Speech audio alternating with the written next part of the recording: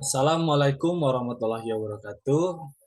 Saya Raffi Julkifli. Di sini saya akan mempresentasikan tentang tugas dari Ibu Rina dari mata kuliah Ilmu Ekonomi dan Manajemen. Dan topik yang akan saya bawa ini adalah Company Accommodation Hospitality atau perusahaan akomodasi perhotelan. Karena ini juga adalah sebuah cita-cita juga ibaratnya, dan juga eh, ini tuh kita akan membahas tentang bagaimana sih ketika cita-cita ini sudah bisa digenggam, tapi caranya itu bagaimana, kayak gitulah. Oke, dan sebelum saya lanjut, saya mohon maaf apabila misalkan ketika saya presentasi menjelaskan isi dari presentasi yang saya bawa ini agak terbata-bata juga, eh, aku lah ibaratnya, karena di sini saya tidak menghafal bagaimana ini karena memang saya sepengetahuan saya yang emang di real life kayak gitulah ibaratnya. Dan juga tidak menggunakan esai atau catatan segala macam.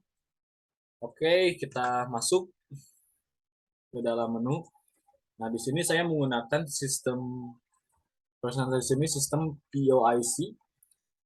Ada poin-poinnya juga di dalam hal tersebut, di dalam misalkan planning, organizing, executing, dan controlling kayak gitu. Oke, kita masuk saja ke dalam planning.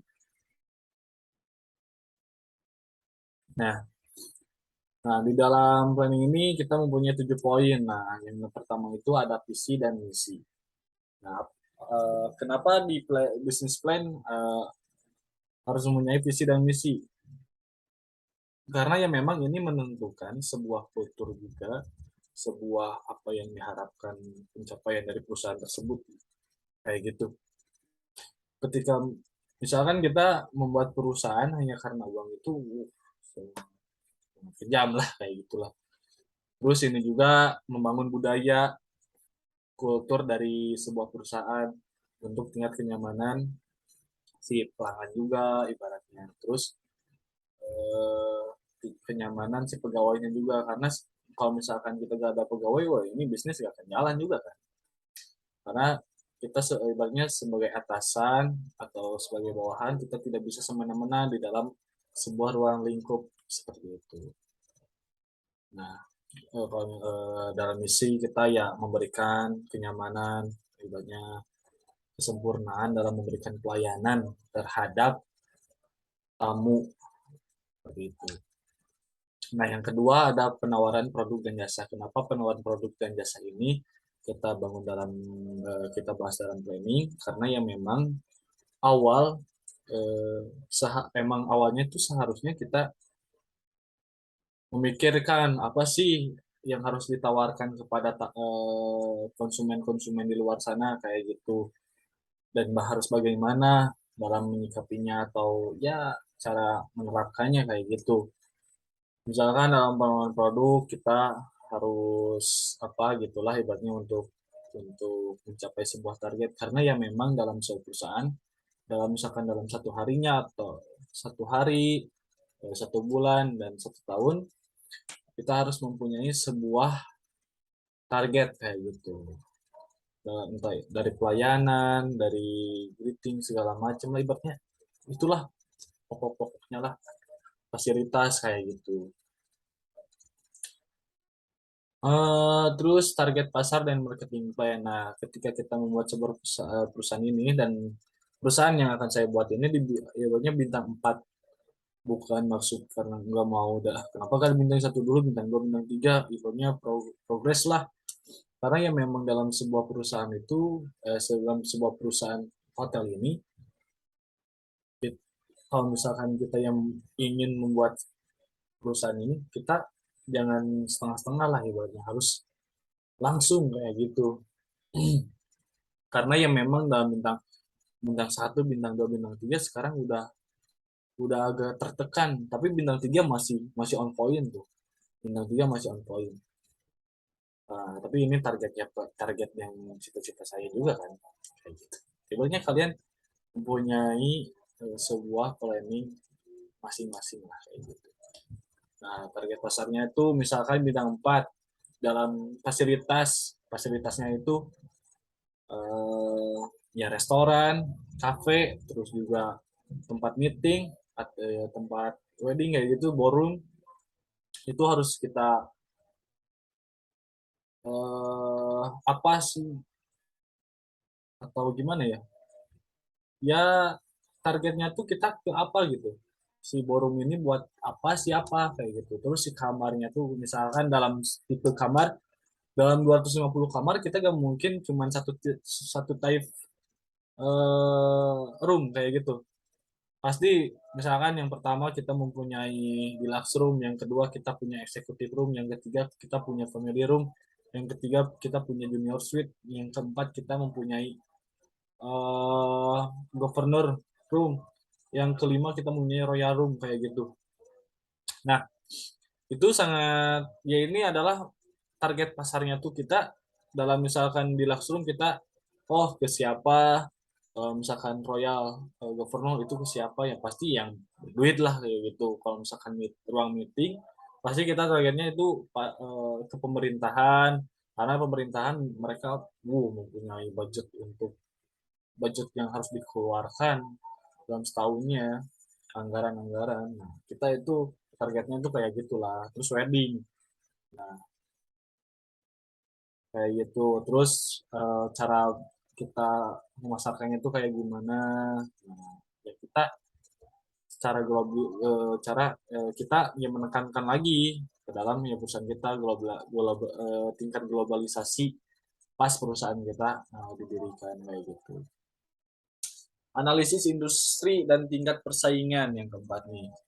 Nah, karena dalam sebuah perusahaan hotel itu kita bergantung kepada sebuah brand juga. Brand juga ini mempengaruhi poin yang satu 2 3 ini. Kayak gitu.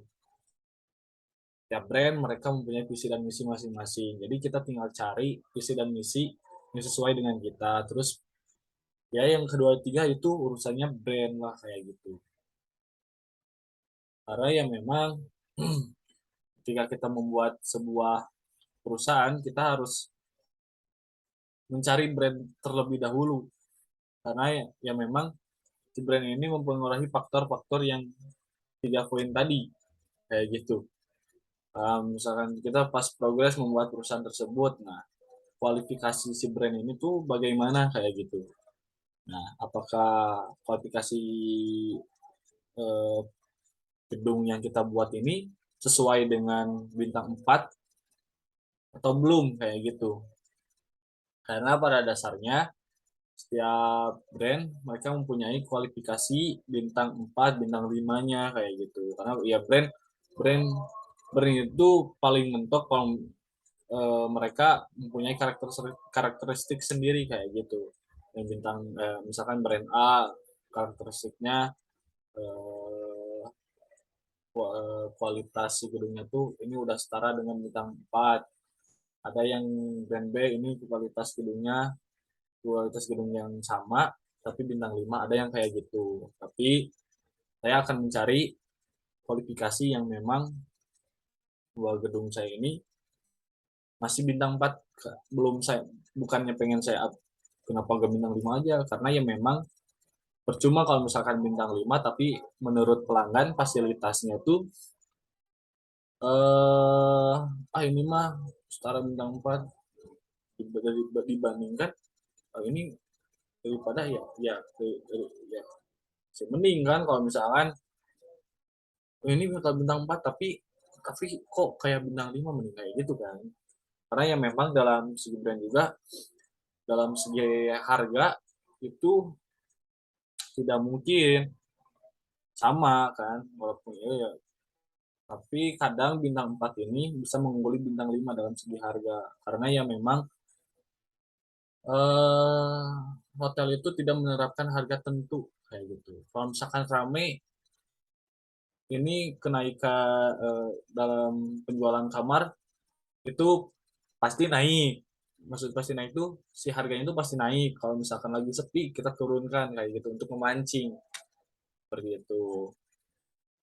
Nah, terus Terus juga tingkat persaingannya itu sebenarnya ya ya kita balik lagi kepada visi dan misi kayak tadi.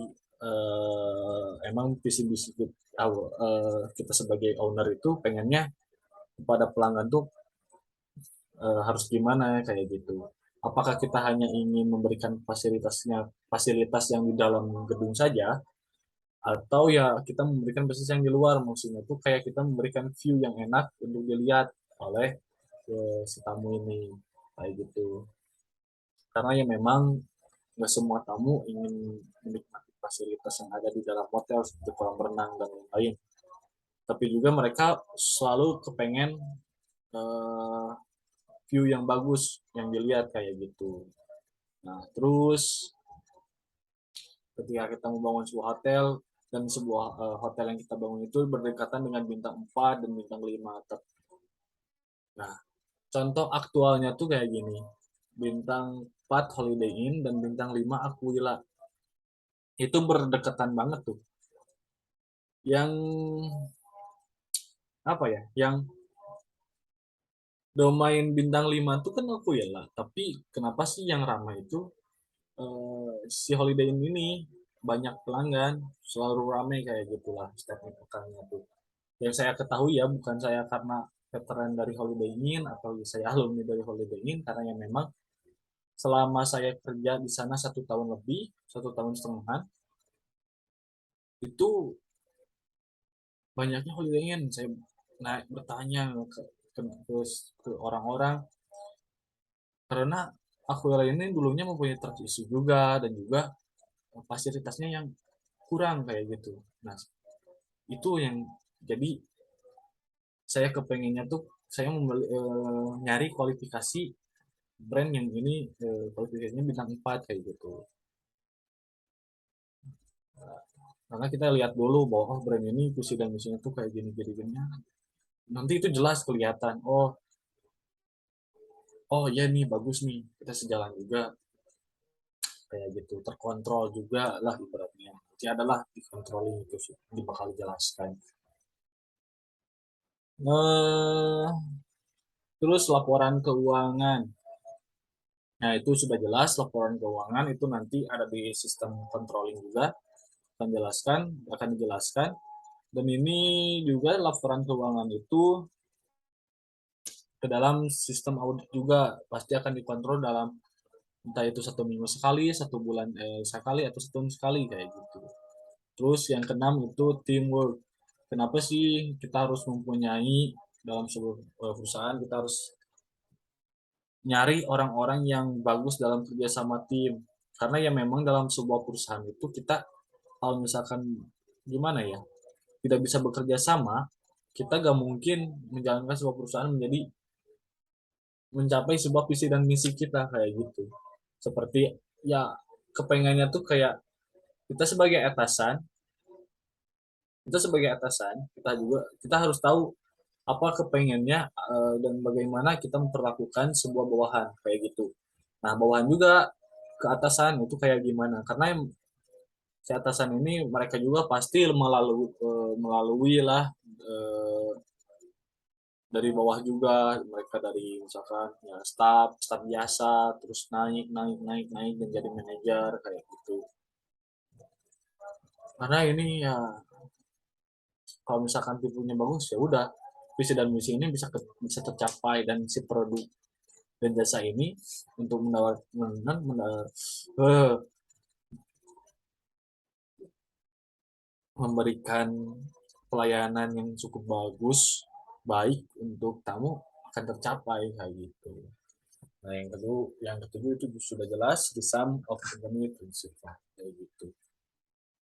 Oke, kita masuk ke organizing. Nah, ini adalah struktur di dalam sebuah perusahaan, dan di dalam sebuah perusahaan ini juga bisa tergantung kepada brandnya juga. Di dalamnya itu harus ada apa-apa kayak gitu. Nah, yang pertama itu pasti ada owner. Nah, owner itu sebagai pemiliknya. Terus ada general manager. Nah, general manager ini adalah yang mengontrol sebuah perusahaan ini apabila ada hal-hal yang harus terjaga kayak gitulah ibaratnya.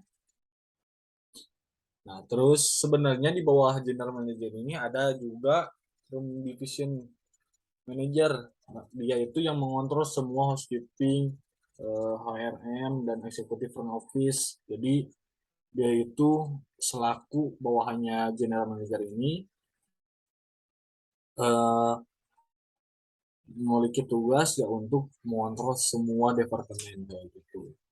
Nah, bukan cuma mengontrol aja, tapi dia juga harus yang membantu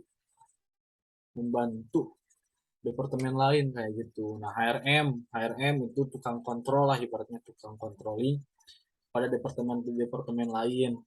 Apakah di departemen ini ada kendala atau segala macam di departemen yang lain gimana kayak gitulah ibaratnya. Dan ini juga eh, suatu manajer yang harus bisa mencari orang yang memang diperlukan di dalam departemen tersebut yang bagus, mempunyai kualifikasi yang bagus lah kayak gitu. Karena setiap brand juga mereka mempunyai ketika ketika kita merekrut seseorang, nah sebenarnya ini di dalam rekrut manager, mereka itu di training lagi oleh si brand tersebut untuk memang bisa menjalankan tugasnya kayak gitulah ibaratnya. Dan mereka kalau misalkan ini mereka mempunyai ibaratnya kualifikasi lah intinya kayak gitu.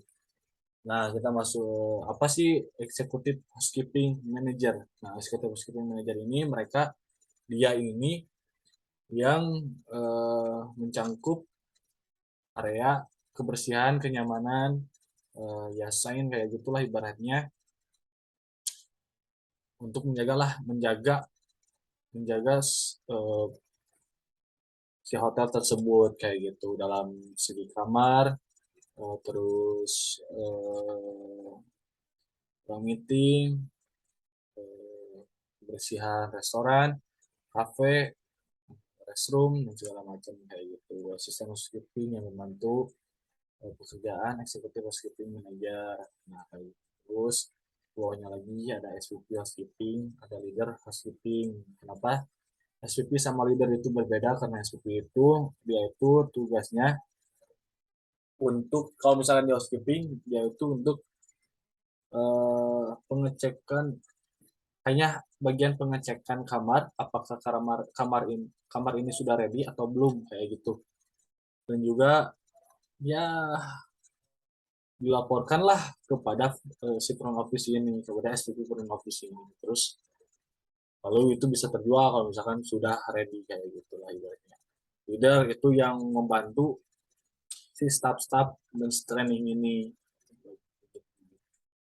Ya, kalau misalkan ada yang keteteran, nah, si leader ini yang membantu kayak gitu. Terus ada di sini di bawah HRM, ada sales manager, engineering manager, executive manager, FP&A manager. Kenapa mereka di bawah executive housekeeping, HRM manager, dan executive front office? Karena yang memang ini tuh ibaratnya karena yang memang ibaratnya gini, executive housekeeping sama executive front office itu pemeran ibaratnya pemerannya lah ibaratnya dalam perusahaan tersebut kayak gitu. Tapi gak sih. Nah, kalau misalkan yang bawahnya itu karena yang memang dalam segi akumulasi perhotelan itu mereka menekankan bukan hanya yang mengedepankan tuh fasilitas dari kamar karena yang memang tujuannya untuk menginap. Nah, kalau misalkan seperti FDM itu kan bagiannya dari servis dari pelayanan makanan kayak gitu, chef. Nah, kalau misalkan engineering itu dari hanya kerusakannya saja kayak gitu. Nah, terus sales manager itu bagian promosi kayak gitu. Engineering manager. Nah, dan semua di sini mereka mempunyai bawahannya juga. Ini udah jelas kenapa di bawah RM karena yang mereka dia ini yang merekrut mereka kayak gitu. Tapi kenapa sama eksekutif sama penulis beda ya beda. Dan ketika mereka misalkan mencari rekrutan asisten leader housekeeping, HRM ini konsultasi dengan si eksekutif, housekeeping, dan juga general manager juga kayak gitu. Kalau GM itu urusannya dengan owner juga. Biasanya biasanya sih ada juga yang memang merekrut dengan owner-ownernya juga. Maksudnya secara interview itu dengan ownernya langsung kayak gitu. Oke, ini udah jelas lah ibaratnya front office itu tugasnya bagian yang di depan lah ibaratnya. Bagian yang kayak bellboy, kayak mengantarkan barang bawaan, terus juga ya memberikan pelayanan utama lah ibaratnya yang pertama lah ibaratnya kayak gitu. Itu thing. Nah, jadi ini pertama kita membuat sebuah kerjasama. Tadi kita membuat sebuah kerjasama dengan brand kayak gitu. Nah, brand ini mempunyai ada yang tingkat Eropa, China, dan juga lokal. Kalau lokal itu biasanya di bintang 3. Kalau misalkan China itu bintang 4 kebanyakan. Bintang 5 juga ada. Nah, terus yang Eropa itu bintang pada bintang 5. Seperti yang paling saya inginkan lah, brand yang saya inginkan itu adalah IHG, International Hotel Group. Yang sekarang itu di Bandung ada Holiday Inn, Intercon, Crown Plaza. Kalau nggak salah baru itu aja, kalau nggak salah. Indigo. Oke, kita lanjut ke fasilitas yang bagus dengan standar hotel yang akan dibuat. Balik lagi kepada brand. Kualifikasi brand seperti apa dan bagaimana kayak gitu. Tapi yang saya inginkan ini kita setiap setiap lantainya, misalkan 250 kamar itu bisa hampir ya 10 lantai atau ya dibagi dua lah ibaratnya gedungnya itu dibagi dua kayak gitu. Yang ini khusus executive room, yang ini deluxe room, tapi ada campur juga dengan eh, family room sama junior dan juga governor royal segala macam. Ini udah jelas analisis dengan SWOT karena ini mempengaruhi lah ibaratnya apa sih kekurangan, kelebihan, terus ancaman ketika kita menjalankan sebuah hotel tersebut. Terus memilih tim dengan baik karena yang memang dalam memilih tim itu tidak semena-mena kita merekrut orang-orang lah ibaratnya. Karena kebanyakan di hotel itu pressure hot di hotel itu gede banget kayak gitu. Dituntut sangat gede. Nah, terus juga apa ya namanya? Seperti tadi yang saya jelaskan, ini perekrutan departemen, apalagi bawahan, itu harus didampingi oleh bukan hanya oleh si HRM manajer ini, eh, tapi harus juga dengan si manajer yang bersangkutan. Kalau misalkan si manajernya itu pasti dengan ownernya kayak gitu. Tempatnya strategis dalam menjalankan perusahaan. Nah, ini balik lagi yang tadi yang udah jelasin di planning. Jadi kita eh, ingin menjalankan tempat ini tuh di tempat seperti apa, kita mencari view yang bagaimana, apakah kita kalau misal mau mencari view itu misalkan kota itu bisa ada plus minusnya juga kalau misalkan eh, apa ya hijau-hijau gitu kayak hutan kayak misalkan di Bandung gitu kayak Hotel Padma sama Intercon tuh kan itu di daerah atas Dago lah ibaratnya itu ke view-nya alam kayak gitu. Nah, kalau misalkan di apa namanya kalau misalkan di tengah-tengah kota itu ada Kon, Plaza, The Trans, Pullman. Nah, itu kan tengah-tengah kota tuh. Nah, terus yang bagaimana lah ibaratnya kalau misalkan saya itu ya ada lebih condongnya tuh ke view yang kayak di atas sana kayak gitu kayak Padma alam. Tapi kita bisa sebenarnya diobrolkan lagi, dipikirkan lagi tempat strategis yang seperti apa yang kita kepengen kayak gitu, apa yang dibutuhkan juga, apa yang dilihat, yang kita lihat juga lah ibaratnya. Terus eh jadi itu tantangan yang dari tempat yang serius ini bukan dari ya yang tadi, bukan karena berdekatan dengan hotel-hotel yang lain kayak gitu, tapi view-nya dan fasilitasnya kayak gitu lagi yang menjadi tujuan utama itu sih. Kayak misalkan kalau misalnya kota tuh bisa deket tuh dengan tol juga, terus juga ya segala macam lah ibaratnya gitu. Pasar, eh ya itulah supermarket kayak gitu ya.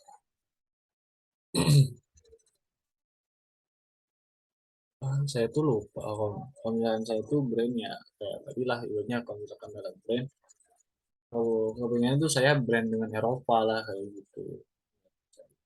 Biasanya kalau misalkan saya itu udah kebanyakan dari Asia, kalau misalkan Eropa itu kebanyakan ya pasti dari mancanegara, Eropa maksudnya, karena di brand ini pasti mereka sudah mempunyai nama-nama di luar sana ya, di Eropa sana. Kalau misalkan ada turis yang ke Indonesia, pesan ke Bandung, misalkan saya kita di Bandung, itu pasti mereka cari hotel yang mereka sudah ketahui versi brandnya kayak gitu. Nah, si brand ini yang menentukan namanya juga. Misalkan si brand ini mereka tuh mempunyai nama-nama, misalkan nama hotel ini tuh ya emang untuk bintang 4, nah kita pilih itu kayak gitu. Nah, ini ada controlling ketika kita sudah menjalankan si perusahaan tersebut. Yang pertama melakukan inspection setiap minggu. Nah, saya sebagai owner, saya ingin melakukan inspection setiap minggunya, mengontrol apakah mereka ibaratnya yang kita sudah amanati seperti si general GM-nya, terus bawahan-bawahannya, mereka sudah melakukan tugas dengan baik atau belum kayak gitu. Nah, kita kalau misalkan kita mereka hanya ya ibaratnya kita sudah gaji juga atau dia tidak menjalankan tugasnya dengan baik, kita kan percuma juga buat membayar mereka kayak gitu. Nah, terus terus juga ini pengontrolan apakah areanya sudah bersih atau belum kayak gitu, atau areanya ini layak atau tidak kayak gitu. Sebenarnya jadi bahan evaluasi lah setiap minggunya kayak gitu.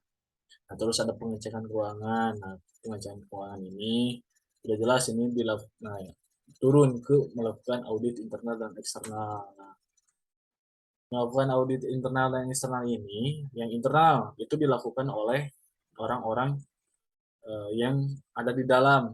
Jadi yang mengikutnya itu adalah GM lah ibaratnya, GM sama Revision. Nah, manajer manajer lain yang mengatur tempat-tempat, area-area yang akan dilalui oleh si GM ini bersama si division ini kayak gitu, apakah layak atau tidak. Dan biasanya internal itu dilakukan juga 1 bulan sampai satu minggu sekali kayak gitu, satu satu minggu sampai 1 bulan sekali biasanya. Kalau misalkan eksternal itu dilakukan 1 tahun sekali. eh nah, eksternal ini dilakukan oleh yang si si brand ya, pemilik si brand itu, karena yang eksternal ini mereka dari luar, ya ada yang pemilikan brandnya itu dia ya yang ditugaskan dari ya, ada orang Indonesia juga pastinya, terus ada juga yang dari Eropa, biasanya tuh dari Rusia, Rusia, Inggris, Jerman, itu biasanya dari mereka kayak gitu. Nah, ini langsung itu ibaratnya audit besar-besaran lah ibaratnya. Yang saya ketahui audit ini dilakukan tidak hanya 1 jam atau 2 jam. Mereka juga menyiapkan itu bukan cuma 1 hari tidurnya bisa sampai 1 minggu, dan itu juga kerja lembur. Nah, kita juga pasti memfasilitasi atau memberikan, eh, yang saya kepengen tuh ya mereka diberikan dengan upah upah yang sudah mereka, apa sih, upah yang sudah ibaratnya yang setara lah, ibaratnya yang setara dengan mereka yang, tenaga yang mereka keluarkan juga kayak gitu. Terus ya yang paling penting itu ya emang itu tuh dari upah, karena ya memang upah itu mempengaruhi mereka. Jadi saya juga tidak tidak tak sebenarnya saya dari tekankan dari ke diri saya sendiri bahwa saya ingin memberikan sebuah, pelayanan atau ya fasilitas buat karyawan-karyawan itu mereka lebih sejahtera dalam bekerja di, perusahaan saya kayak gitulah ibaratnya. Terus menggunakan sistem brand. Nah, menggunakan sistem brand jadi semuanya diatur oleh brand. Ini tentunya udah hampir jelasin semua. Oke, mungkin udah selesai semuanya. Ibaratnya seperti itulah. Eh, ya mohon maaf apabila misalkan dalam penjelasan saya kurang kurang apa ya kurang ya kurang sorry.